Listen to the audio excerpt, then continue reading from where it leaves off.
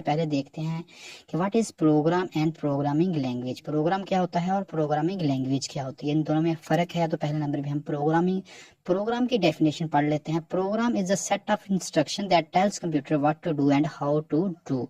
एक प्रोग्राम जो होता है हम जानते हैं कि जिस तरह हमारा कंप्यूटर है ये बगैर इंस्ट्रक्शन के काम नहीं कर सकता। जिस तरह एक इंसान है ये बगैर इंस्ट्रक्शन के काम करता है, लेकिन कंप्यूटर जो है इसका अपना माइंड जो होता है वो जीरो लेवल पे होता है। इसको इंस्ट्रक्शन देनी पड़ती है, हिदायत देनी पड़ती है, जिसकी मदद से ये काम करता है। तो program is a set of instruction. Program एक हिदायत का एक सेट है जो कंप्यूटर को बताता है कि क्या करना है और कैसे करना है।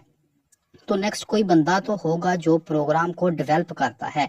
जो बंदा प्रोग्राम को डेवलप करता है वो प्रोग्रामर कहलाता है।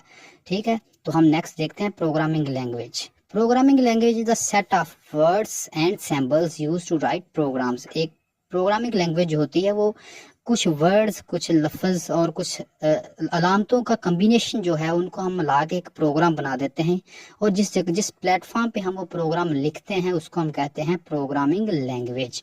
प्रोग्रामिंग लैंग्वेज कौन कौन सी हो सकती है? हमारे पास जावा भी एक प्रोग्रामिंग लैंग्वेज है, इसी तरह पाइथन भी एक प्रोग्रामिंग लैंग्वेज है, और इसी तरह C++ भी हमारे पास प्रोग्रामिंग लैंग्वेज है। ये सिर्फ एग्जाम्पल्स है, बहुत सारी हमारे पास प्रोग्रामिंग लैंग्वेज पड़ी हुई है मार्केट में।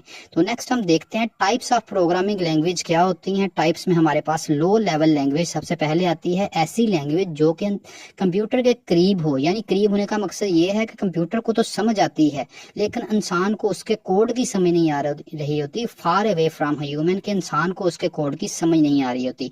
जैसा कि कोई प्रोग्राम जो लिखा होगा, जो लो लेवल में लिखा होगा, वो इंसान को पढ़ने पर समझ नहीं आएगी, लेकिन कंप्यूटर उसको बहुत आसानी से उसको समझ सकता है।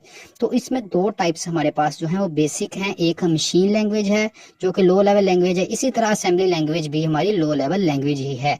तो नेक्स्ट हमारे पास है high level language. High level language एक ऐसी लैंग्वेज होती है जो इंसान के करीब होती है लेकिन कंप्यूटर से दूर होती है, कंप्यूटर इसको समझ नहीं सकता। It is near to human and far away from computer. तो इसको कंप्यूटर जो है वो समझ नहीं सकता, इंसान इसको इजीली समझ सकता है। जिस तरह के अगर इंग्लिश लाइक वर्ड जो हम प्रोग्रामिंग में लिख देते हैं तो क्या होता है कि ये हम इजीली समझ सकते हैं। अब कंप्यूटर तो इंग्लिश समझ नहीं सकता क्योंकि कंप्यूटर की जो बेसिक लैंग्वेज है वो 01 है, जो इसकी लैंग्वेज है कंप्यूटर, जिसको हम कह सकते हैं कि इसकी नेटिव लैंग्वेज जो है वो 01 है, जो कि 01 को ही डायरेक्टली समझता है। तो इंग्लिश को वो इंग्लिश लाइक लेटर्स को नहीं समझ सकता। तो इसमें हाई लेवल लैंग्वेज में हमारे पास एग्जांपल्स जो हैं वो C++, जावा, पाइथन एक्सेट्रा बहुत सारी हमारे पास जो है मार्केट में लैंग्वेज जो है हाई लेवल लैंग्वेज पड़ी हुई हैं। तो इसके बाद हम देखते हैं types of low level programming language. Low level programming language की टाइप्स कौन सी हैं हमारे पास? पहले मशीन लैंग्वेज, जो हमने पहले डिस्कस किया। मशीन लैंग्वेज को अब डिस्कस कर लेते हैं कि एक ऐसी प्रोग्रामिंग लैंग्वेज, एक ऐसी लो लेवल प्रोग्रामिंग लैंग्वेज जिसमें इंस्ट्रक्शन जो हैं वो 0 और 1 की फॉर्म में लिखी जाती हैं, यानी कि बाइनरी फॉर्म में लिखी जाए, उनको क्या हम कहते हैं? मशीन लैंग्वेज कहते हैं।